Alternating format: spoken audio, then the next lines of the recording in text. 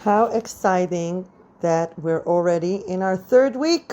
Every week is such a blessing. And this week, we are all about blessings.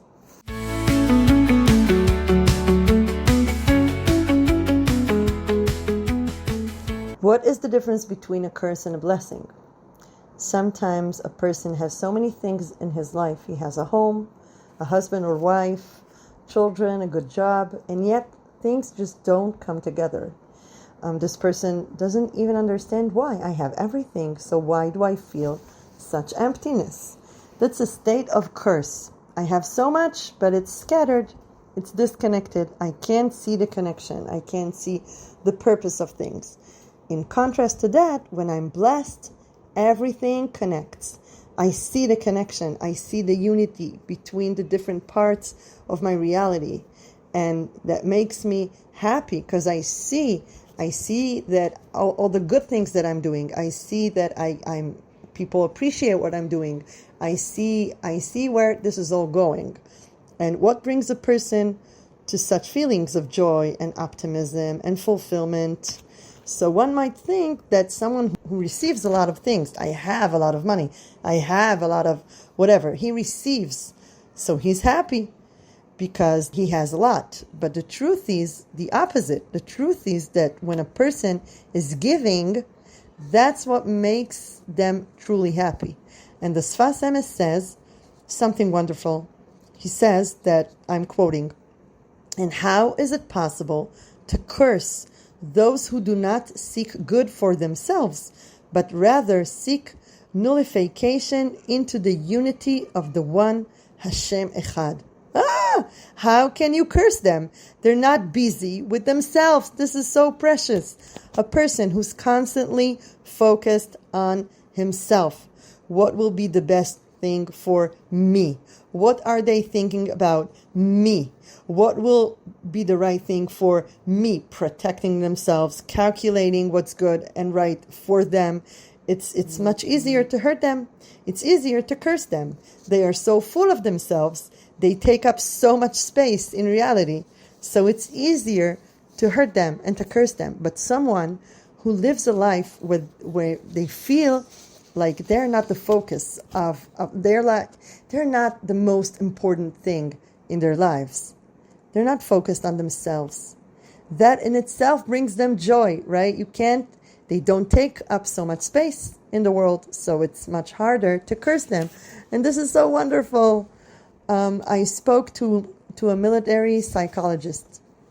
Her job is to go to soldiers who've been through severe trauma in Gaza or other places in the army, and she goes into the field and gives an initial assessment of the soldier's mental state.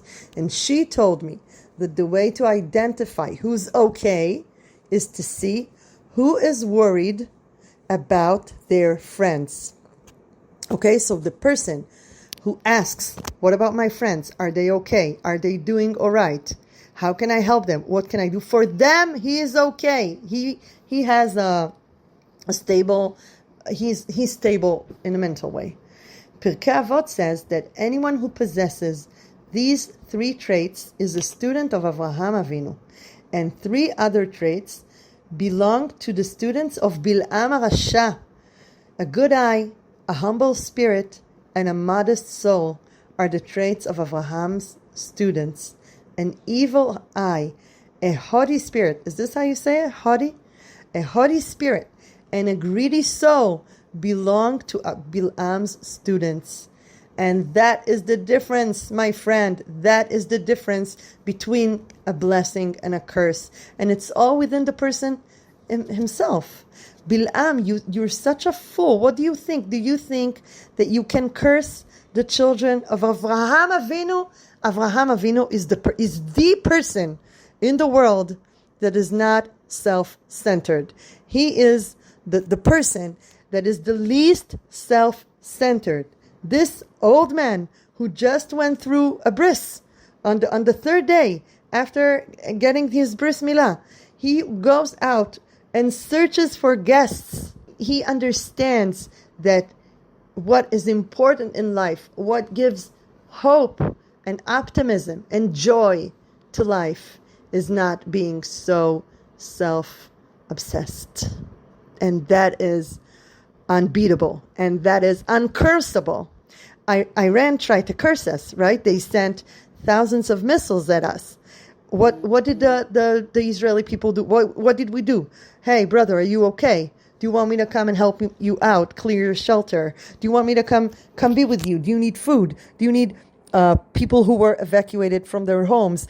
Okay, you can come to my house. I'll give you money. I'll give you clothes. The amount of chesed that is happening in Am Yisrael ever since October 7th is insane. And I know that you, my dear friends who are listening to me from America, I know how much chesed you are doing in America.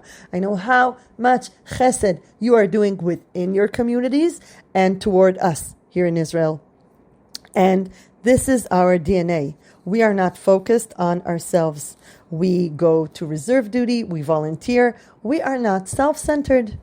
And maybe this is why Israel ranks so high on the happiness scale, which seems like it makes no sense. We're not supposed to be happy, but you see, we are happy because we're not self-centered. And I'm so sorry, Bilam. You don't stand a chance against us. And one more point from the Sfas Emet that reminds me that Elul is coming. The Sfas Emet writes this: Hashem chooses the people of Israel every day. As it says, Habocher be'amo Israel. Not who chose, he chose, Bachar. No, he chooses every day. Every day, Hashem's love for the people of Israel is renewed. No other nation has the power of renewal. Only the people of Israel. That's why they cannot be cursed, because every day they receive a new divine choice, a new beginning. Who will you curse? Do you want to curse the Jew I was yesterday? That's not relevant. I'm a new Jew. A Jew renews every day. And Hashem's love renews every day. And Hashem chooses us again and again every day. So we had 2 points, right? We had 2 things that we spoke about. And both are actually very similar in essence. The first one is that a Jew can step outside of themselves and see the other. And the second one is that a Jew can return, can do tshuva. He can change. He can become a new person. And these 2 qualities are what makes us blessed. So now I want to bless you too, my dear, dear friends who are listening. May you step outside of yourselves and get and become new and renew yourselves every day. See you next week.